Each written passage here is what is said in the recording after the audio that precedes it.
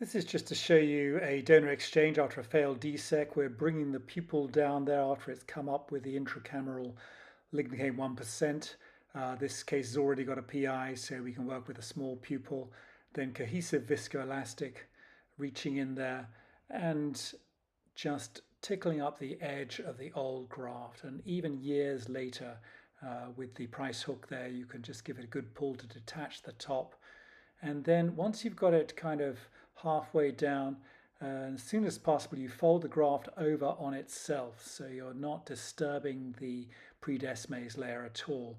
And it's rather like a capsular rhexis. Then you're just going to steer the graft around, keeping the forces radial on the old cut, so you're not going to tear the descemet into the periphery, and folding the graft over on itself to help it steer around there, just like you'd fold a flap in a phaco. And then pushing it right around the other side with the price hook.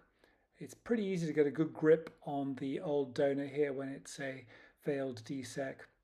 But you can do something very similar when it's a DMEK. Obviously, it can be a bit more friable if it's a DMEK donor, so reverse action forceps, very good for that. And once you've got the old donor fully detached in the center there, you can reach in with reverse action forceps and pull the old donor out, ready to remove the viscoelastic and inject the new donor.